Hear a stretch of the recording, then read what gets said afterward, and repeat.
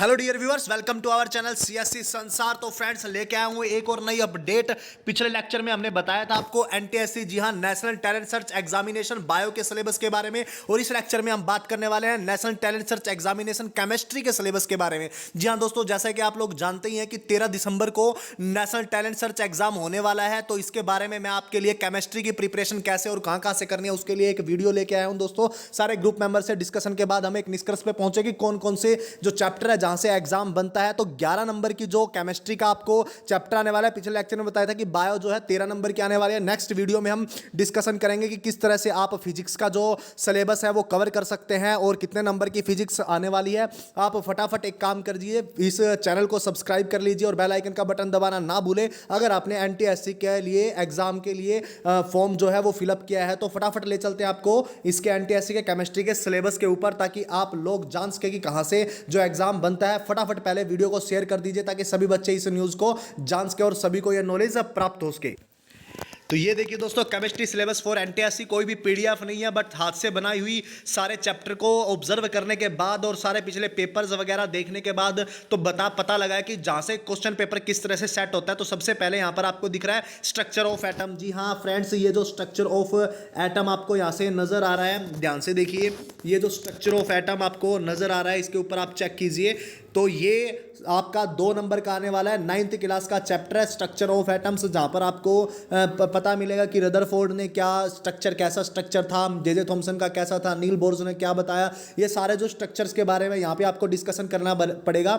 उसके बाद जो सेकंड, ये 2 नंबर का चैप्टर स्ट्रक्चर ऑफ एटम, आपका 2 क्वेश्चन आपके जरूर आते हैं इस चैप्टर के अंदर से। नेक्स्ट अब जब चलते हैं तो वहां पर एसिड, बेसिस एंड साल्ट। जी हाँ, 7th में भी इसके बारे में आया हुआ है, थोड़ा बहुत 8th में भी हमने पढ़ा हुआ है, 10th के अंदर भी एसिड बेस साल्ट काफी डीप है। तो इस चैप्टर को आपको बहुत अच्छे से करना है। 2 नंबर का पेपर यहां से बनता है। साल्ट लास्ट वाला लेक्चर आपको जरूर करके जाना, वहां से एक क्वेश्चन 100% आपको मिलेगा जो acid base salt 10th class के अंदर, जैसे कि वहां पर ब्लीचिंग पाउडर है, जैसे कि वहां पर सोडियम हाइड्रोक्साइड है, प्लास्टर ऑफ पेरिस है, जिप्सम है, वॉशिंग सोडा है, बेकिंग सोडा है, ब्लीचिंग पाउडर। ये जो इसके IUPAC नेम आपको पता होना चाहिए, इनके फॉर्मूले पता होना चाहिए, ये कैसे प्रिपेयर किए जा सकते हैं पता होना चाहिए, और इसके अलावा आपको पता होना चाहिए कि इनके यूजेस क्या क्या है। जी हाँ, यहां से 1 नंबर का क्वेश्चन हर बार सेट होता है। वही मेटल और नॉन मेटल के अंदर आप जाओगे, वहां पर जैसे कि अब की बार हमें पता है जितना भी जो एक्सट्रैक्शन ऑफ मेटल है वो डिलीट कर दिया गया, तो वहां से आपको इसके अंदर नहीं पढ़ना। एक्सट्रैक्शन ऑफ मेटल को आपको लीव कर देना है, क्योंकि 10th के अंदर वो सिलेबस उस पार्ट को रिड्यूस कर दिया गया है। तो एक्सट्रैक्शन ऑफ मेटल के बारे में आप नहीं करोगे, ये बात इस वीडियो में जान लीजिए कि एक्सट्रैक्शन ऑफ मेटल आपको नहीं करनी है। बट मेटल और नॉन मेटल का जितना भी बाकी के जो चैप्टर्स, जो बाकी के इसके बारे में जितने भी टॉपिक्स बचते हैं वो हमें काफी डीप पढ़ने हैं, वहीं से पेपर सेट होता है। फॉर एग्जांपल, रिएक्टिविटी सीरीज से हर बार क्वेश्चन आता है, जैसे कि रिएक्टिविटी सीरीज के अंदर आपसे पूछा जाएगा कि नीचे से क्या डिस्प्लेसमेंट रिएक्शन जैसे टाइप है, वहां से काफी कुछ पूछ लिया जाता है।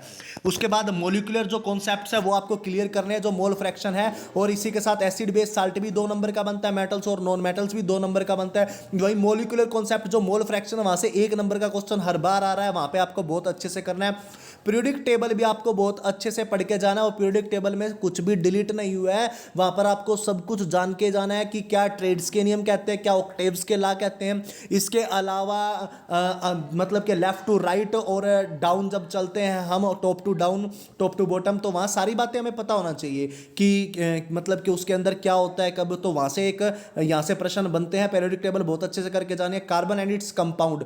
जी हाँ दोस्तों, इस चैप्टर में जो पीछे का पोर्शन है वो रिड्यूस हो गया, लेकिन आपको फिर भी मेरा मानना यह है कि वहां से क्वेश्चन बनता ही बनता है। रीजन क्या है? रीजन ये है 9th क्लास में हमें इसके बारे में हम थोड़ा बहुत डिस्कशन करके आए हैं। जो 9th क्लास के अंदर 4th चैप्टर केमिस्ट्री का, वो थोड़ा बहुत हमें इसके बारे में बताता है। तो वहां से अगर 10th का आप काफी डीप करते हो तो 9th का आपको इजी बन जाता है। इसलिए जो कंपाउंड एंड इट्स कंपाउंड है, इस चैप्टर को आपको बहुत अच्छे से पढ़ के जाना है। तो 1 नंबर का यहां से जो एग्जाम है वो आपका सेट होता है दोस्तों। तो ये जितने भी चैप्टर मैंने बताए वो आपको बहुत अच्छे से प्रिपरेशन करके जाने हैं। तो दोस्तों, ये जब आप चेक करोगे तो 2 का यहां से 2, 2, 4, 2, 6, 7, 8 और ये 9, यहां से आपके 9 नंबर सेट हुए हैं। अभी आपको 2 नंबर कहां से एग्जाम आने वाला है इसके बारे में भी पूरी बात बता देते हैं। वीडियो को स्किप मत करिए और फटाफट वीडियो को शेयर कर दीजिए, बेल आइकन का बटन दबाना ना भूले, क्योंकि नेक्स्ट लेक्चर में हम आपको बताने वाले हैं कि फिजिक्स के अंदर कहां से पेपर सेट होता है और कैसे पेपर सेट होएगा। तो इसके अलावा फ्रेंड्स आपको बता दिया जाएगा कि जब आप +1 के टॉपिक्स को देखते हो तो वहाँ पर मोल फ्रैक्शन, जी हाँ, जो मोल फ्रैक्शन का टॉपिक है वो आपको काफ़ी अच्छे से करके जाना है। उसके अंदर जैसे कि आपको कैलकुलेशन करनी आएगी, नंबर ऑफ मोल्स कितने हैं एवोगैड्रोस नंबर के अंदर, तो वो टॉपिक वहाँ से 2 नंबर के क्वेश्चन आपके सिलेक्ट होते हैं। 100% उस चैप्टर को आपको बहुत अच्छे से करके जाना है। इस तरह से 9th और 10th का और 2 नंबर 11th के मिला के आपके 11 नंबर का होता है। तो ये 10th बेस्ड एग्जामिनेशन जरूर है, लेकिन नेशनल लेवल का बहुत डीप नॉलेज यहाँ पर हमें चाहिए।